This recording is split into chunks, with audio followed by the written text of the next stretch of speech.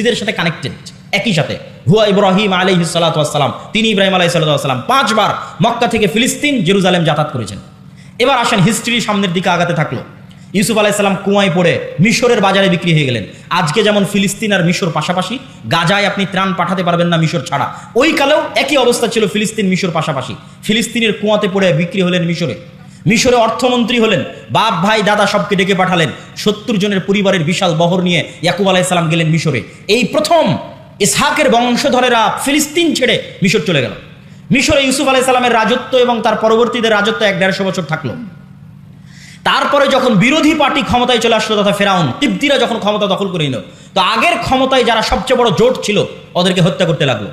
আগের ক্ষমতায় যে বাদশাহ ছিল মিশরের, তার সবচেয়ে বড় জোট ছিল বানু ইসরাইল, ইউসুফ আলাইহিস সালাতু ওয়াস সালাম, তো এদেরকে হত্যা করো। আর ফেরাউন জানতো যে আমি ক্ষমতা হারালে এদের কাছে ক্ষমতা হারাবো, অতএব এদের শিশুদের হত্যা করো, যেন আমার ক্ষমতা দখল করার মতো কেউ না আসে।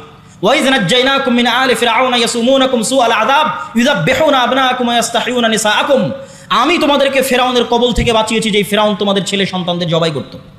আল্লাহ পবিত্র কোরআনে বলছেন ছেলে সন্তানদের জবাই করত। আজকের ফেরাউন বানু ইসমাইলের ছেলে সন্তানদেরকে গাজায় হত্যা করতেছে। দিন পরিবর্তন হয়েছে, টার্গেট একই। কেননা তারা জানে যে এই ফিলিস্তিন থেকে এমন সন্তান বের হবে যাদের হাতে তাদের পতন অনিবার্য, পতন অবশ্যম্ভাবী। এই জন্য বেরিয়ে যেন হতে না পারে, এই জন্য আগে শিশুই হত্যা করে দাও, যেমন ফেরাউন হত্যা করত। সম্মানিত উপস্থিতি, তারপরে ফেরাউনের অত্যাচারে থেকে বানু ইসরাইলকে বাঁচানোর জন্য আল্লাহ মুসা আলাইহিস সালামকে পাঠালেন। মুসা আলাইহিস সালাতু ওয়াস সালামের লম্বা ঘটনা, তিনি বানু ইসরাইলকে সাথে করে নিয়ে পালিয়ে যাচ্ছেন। ফেরাউনকে আল্লাহ লোহিত সাগরে ডুবিয়ে হত্যা করলেন।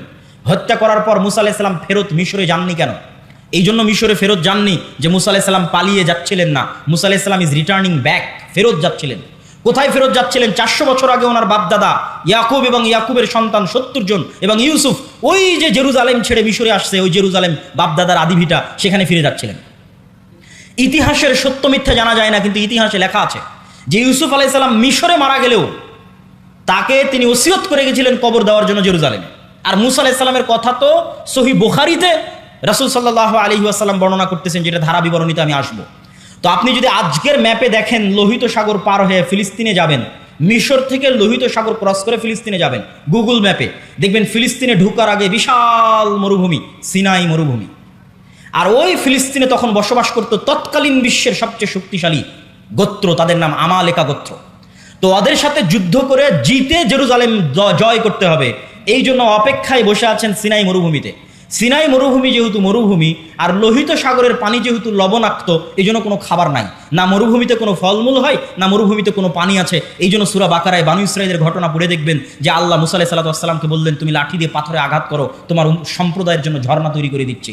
তুমি আল্লাহর কাছে দোয়া করো, আর জান্নাত থেকে মান্না এবং সালোয়া পাঠিয়ে দিচ্ছে। জান্নাত থেকে পাখির আকারে এবং গাছে ঝুলন্ত আকারে, বাড়ির উপরে গাছে ঝুলন্ত আকারে জান্নাত থেকে মান্না এবং সালোয়া আসতো, কেননা মরুভূমিতে কোনো খাবার ছিল না। তারপরে মুসা আলাইহিস সালাতু ওয়াস সালাম তাদের নিয়ে জেরুজালেম বিজয় করতে যাবেন মর্মে যুদ্ধের ঘোষণা দিলেন।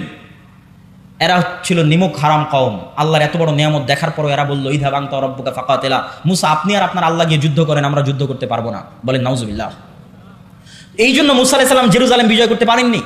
তখন মুসা আলাইহিস সালাতু ওয়াস সালাম আল্লাহর কাছে দোয়া করেছিলেন, যেন আমার লাশ, আমার মৃত্যু যেন জেরুজালেমের এত নিকটে হয় যে একটা ঢিল মারলে, যেন জেরুজালেম থেকে বাইতুল মুকাদ্দাস থেকে একটা ঢিল মারলে আমার কবরে এসে পড়ে। মুহাম্মদ সাল্লাল্লাহু আলাইহি ওয়াসাল্লাম বুখারীর হাদিসে বলছেন, আমি যদি আজ ফিলিস্তিনে থাকতাম তোমাদের দেখাতাম যে কোথায় মুসা আলাইহিস সালাতু ওয়াস সালামের কবর আছে। সম্মানিত উপস্থিতি, তারপরে ধারা বিবরণী আমি সংক্ষিপ্ত আকারে আজকের পর্যন্ত আপনাকে আমি বুঝিয়ে দিচ্ছি। তারপরে ইউশা বিন নুনের মাধ্যমে জেরুজালেম বিজয় হলো। আমার আগের বক্তব্য শুনে দেখবেন আল্লাহ জেরুজালেম বিজয়ের দিন সূর্যকে থামিয়ে দিয়েছিলেন। সূর্যকে থামিয়ে দিয়ে ইউশা বিন নুন জেরুজালেম বিজয় করেছিলেন। তারপরে আস্তে আস্তে দাউদ এবং সুলাইমান আলাইহিস সালাতু ওয়াস সালাম আসলেন। দাউদ এবং সুলাইমান আলাইহিস সালাতু ওয়াস সালাম পৃথিবীর সবচেয়ে বড় রাজত্ব জেরুজালেমে কায়েম করলেন। সুলাইমান আলাইহিস সালাম দ্বিতীয়বার মসজিদ আকসা নির্মাণ করালেন জিনদেরকে দিয়ে। আর পৃথিবীর অত শক্তিশালী, অত বড় রাজত্ব পৃথিবীতে আগে আর কোনোদিন হয়নি, পরেও কোনোদিন হবে না, সেটা কায়েম হলো জেরুজালেমে। তারপরে দাউদ এবং সুলাইমানের পরে আস্তে চলে আসলেন ঈসা আলাইহিস সালাতু ওয়াস সালাম। ঈসা আলাইহিস সালাতু ওয়াস সালামের মা মারিয়াম কোন মসজিদের খাদেম ছিলেন? মসজিদ আকসার খাদেম ছিলেন। ঈসা আলাইহিস সালাতু ওয়াস সালাম কোন শহরে জন্ম নিয়েছেন? এই জেরুজালেম, এই নগরীতে জন্ম নিয়েছেন। এই জন্যই তো আপনি খ্রিস্টানদের যদি বলেন তোমাদের গোটা দুনিয়া দিয়ে দিব, ইউরোপ আমেরিকা, জেরুজালেম দিব না, তাহলে হবে না। কেননা এখানে তারা যাকে নবী বলে শ্রদ্ধা করছে তার স্মৃতি এই শহরে আছে। ঈসা আলাইহিস সালাতু ওয়াস সালামের স্মৃতি এই শহরে আছে। ঈসা আলাইহিস সালামের আম্মা মারিয়াম আলাইহিস সালাতু ওয়াস সালামের স্মৃতি এই মসজিদে আছে। আর ইহুদিদের স্মৃতি আছে এই যে মুসা, দাউদ, সুলাইমান, তাদের লম্বা স্মৃতি বললাম। ইয়াহইয়া এবং জাকারিয়া আলাইহিস সালাতু ওয়াস সালাম এই শহরেই ছিলেন। ঈসা আলাইহিস সালাম দিয়ে আল্লাহ বানু ইসরাইলের নবী দেওয়া বন্ধ করে দিলেন। ওই যে ইসহাক আলাইহিস সালাম থেকে শুরু হয়ে গোটা দুনিয়ার হিস্ট্রি আপনাকে 5 মিনিটে বলে দিলাম। ঈসা আলাইহিস সালামে এসে আল্লাহ বানু ইসরাইলের নবী পাঠানো স্টপ। ওই যে এবার 5000 বছর যাবত ইব্রাহিমের আর এক সন্তান, তার সন্তানেরা আবাদ করতেছে মক্কায় কাবা, 1000 বছর যাবত আবাদ করতেছে। আল্লাহ ওটাকে সেভ রেখেছিলেন। পৃথিবী আল্লাহ সুবহানাহু ওয়া তাআলা কিভাবে ফাংশন করবেন এটা তার পূর্ব পরিকল্পিত, পূর্ব প্ল্যান। সেই ফাংশন করার জন্য ইব্রাহিম আলাইহিস সালামের এই সন্তানে মাত্র একজন নবী আল্লাহ সুবহানাহু ওয়া তাআলা পাঠিয়েছেন, তিনি হচ্ছেন আমাদের নবী মুহাম্মদ সাল্লাল্লাহু আলাইহি ওয়াসাল্লাম, যিনি মক্কায় আসলেন। মক্কায় এসে তিনি নবীর দাবি করলেন এবং হেরাক্লিয়াসের দরবারে আবু সুফিয়ানকে জিজ্ঞেস করা হলো যে মুহাম্মদ সাল্লাল্লাহু আলাইহি ওয়াসাল্লামের পূর্বে কি আর কেউ নবী দাবি করেছিল? আবু সুফিয়ান বলল, না, মুহাম্মাদের পূর্বে মক্কায় আর জীবনে কোনোদিন কেউ নবী দাবি করেনি। হেরাক্লিয়াস বলল, যদি বলতে যে তার পূর্বে কেউ নবী দাবি করেছিল তাহলে আমি বলতাম দেখা দেখি নবী দাবি করছে। যেহেতু পূর্বে কেউ নবী দাবি করেনি, অতএব ভাবতে হবে যে মুহাম্মদ সাল্লাল্লাহু আলাইহি ওয়াসাল্লাম কেন নবী দাবি করছেন। তুমি আমাকে বলো, ওই মক্কায় মুহাম্মদ সাল্লাল্লাহু আলাইহি ওয়াসাল্লামের পূর্বে কেউ কি রাজা বাদশাহ ছিল? আবু সুফিয়ান বলছে, না, কেউ তো রাজা বাদশাহ ছিল না। 1000 বছর যাবত আমরা জানি না যে এই বংশে এই অঞ্চলে কোনোদিন রাজত্ব ছিল, বরং আজীবন এরা রোমান এবং পারস্য এম্পায়ারের অধীনে তাদের জীবন কাটেছে, ওখানে কোনোদিন রাজত্ব তৈরি হয়নি, মক্কা কেন্দ্রিক কোনো রাজত্ব তৈরি হয়নি। তখন বলছে, তাহলে তো অবশ্যই ভাবতে হয়, যদি তুমি বলতে এখানে কোনোদিন রাজা ছিল তাহলে আমি বলতাম যে বাপের দেখা দেখি বাপদাদার সম্পত্তি, বাপদাদার রাজত্ব ফিরে পাওয়ার জন্য এখন নিজে নবুয়তের দাবি করছে। যেহেতু মক্কা কেন্দ্রিক কোনোদিন রাজত্ব তৈরি হয়নি, মক্কায় কোনোদিন কেউ নবী দাবি করেনি, আবার তোমরা বলছো যে ওখানে ইব্রাহিমের সুন্নাত পাওয়া যায়, মানে হেরাক্লিয়াস স্বপ্নে দেখেছিল আরবদের মধ্যে যারা খাতনা করে। হেরাক্লিয়াস সব পাদ্রীদের ডেকে বলছে, কারা খাতনা করে? পাদ্রীরা বললো শুধু ইহুদিরা খাতনা করে। বললাম, না, আমি স্বপ্নে দেখেছি আরবদের মধ্যে কারা খাতনা করে। আরবদের মধ্যে কেউ খাতনা করে আমি তো জানি না। তখন আবু সুফিয়ানকে ডেকে নিয়ে এসে জানা গেল মক্কার কুরাইশরা যুগ যুগ ধরে খাতনা করে আসতেছে। কেন? মক্কার কুরাইশদের আদি পিতা তো ইসমাইল আলাইহিস সালাম, যিনি ইব্রাহিমের সন্তান। এটা ইব্রাহিমের সুন্নাত, মিল্লাতে ইব্রাহিমের সুন্নাত। সম্মানিত উপস্থিতি, এই জায়গায় হলো সুপারিয়রিটিতে ধাক্কা। ইহুদি এবং বানু ইসরাইলের যে সুপারিয়রিটির থিওরি, পৃথিবীর মাত্র 2টা জাতি এত ভয়ঙ্কর সুপারিয়রিটিতে বিশ্বাস করে যা পৃথিবীর আর কোনো জাতি বিশ্বাস করে না, একটা ব্রাহ্মণ আর একটা ইহুদি। হিন্দুদের মধ্যে যে 4টা গ্রুপ আছে তার মধ্যে একটা হচ্ছে ব্রাহ্মণ। তারা বিশ্বাস করে যে তারা হচ্ছে খোদার মাথা থেকে, তাদের প্রভুর মাথা থেকে সৃষ্টি হয়েছে, এই জন্য তাদের সম্মান মর্যাদা সবার উপরে, বাকি সব তাদের গোলাম। শূদ্র বৈশ্য ক্ষত্রিয় যা আছে সব তাদের গোলাম। আর এরা বিশ্বাস করে যারা আল্লাহর সন্তান, বলেন নাউজুবিল্লাহ, এরা বিশ্বাস করে আল্লাহর সন্তান, এবং এদের সবচেয়ে বড় গর্ব হচ্ছে যে ইব্রাহিমের সন্তান ইসহাকের বংশধর। যদিও আজকের আধুনিক বিশ্বে কোনো প্রমাণ নাই যে চলমান ইসরায়েলে যারা বসবাস করছে এরা ইব্রাহিম আলাইহিস সালামের ব্লাডলি কানেক্টেড। কি জন্য প্রমাণ নাই? আমার আগের আলোচনা থেকেই দলিল পেয়ে যাবেন।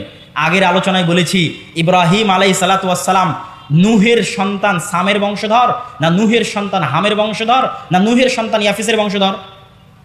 কি বক্তব্য শুনলেন? কার বংশধর? সামের বংশধর। আর সেমিটিকদের গায়ের কালার কিরকম হয়? সেমিটিকদের গায়ের কালার হচ্ছে মেটে, শ্যামা, সাদা চামড়া তো ইয়াফিস। তাহলে ইউরোপ এবং আমেরিকার গায়ের চামড়া, গায়ের কালার নিয়ে এসে ফিলিস্তিনে বসে দাবি করবা যে তুমি ইসহাক আলাইহিস সালামের বংশধর, ইয়াকুব আলাইহিস সালামের বংশধর। দিস ইজ ইম্পসিবল, এটা হতেই পারে না, অসম্ভব। অন্তত গায়ের চামড়াই তো মিলতে হবে, গায়ের রঙে তো মিলতে হবে। এই জন্য কোনো ঐতিহাসিক ডকুমেন্ট নাই যে তারা তার সন্তান, কিন্তু দাবি করে। তো ওই দাবির ভিত্তিতে আমরা আলোচনা করতেছি যে তাদের যে সুপারিয়রিটি থিওরি, যে আমরা আল্লাহর সন্তান এবং আমরা ইব্রাহিম আলাইহিস সালামের অমুক সন্তানের পরবর্তী বংশধর, এই জন্য আমাদের জন্য দয়া, আমাদের জন্য রহমত, আর বাকি পৃথিবীর সব গোলাম। সবকে যদি আমরা মেরে হত্যা করি তবুও কোনো পাপ হবে না। ভাই, এটা বিশ্বাস করে, আল্লাহর কসম করে বলছে এটা বিশ্বাস করে, না হলে এত নিষ্ঠুর হওয়া মানুষের জন্য সম্ভব নয়। আপনি যখন বিশ্বাস করবেন যে এই সমস্ত মানুষকে হত্যা করলে আমার গুনাহ হবে না, তখনই আপনি এত নিষ্ঠুর হতে পারবেন। যে গত 10 দিনে আপনি 9-10 হাজার মানুষকে হত্যা করছেন, কিন্তু আপনার অন্তর কাঁপে না। কেন কাঁপে না? আপনি তো বিশ্বাসই করেন না যে গুনাহ হবে।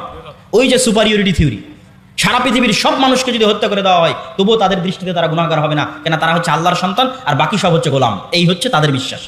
এই সুপারিয়রিটি থিওরিতে সবচেয়ে বড় ধাক্কা দিয়েছে মুহাম্মদ সাল্লাল্লাহু আলাইহি ওয়াসাল্লাম। কেন? মুহাম্মদ সাল্লাল্লাহু আলাইহি ওয়াসাল্লাম বললেন আমি ইব্রাহিমের বংশধর। কথা কি আমার বুঝতে পারছেন?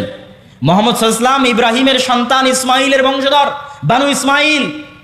আর তারাও জানতো যে আরবে শেষ নবী আসবে। এই জন্য ঈসা আলাইহিস সালামের মৃত্যুর পরে অনেক ইহুদি মদিনায় চলে গেছিল। বানু কোরাইজা, বানু কায়নুকা, বানু নাজির সবগুলো চলে গেছিল মদিনায়। তারা অপেক্ষা করছিল তাদের মধ্যে শেষ নবী আসবে, আরবে আসবে, তাদের বংশে আসবে। কিন্তু যখন দেখলো না তাদের বংশে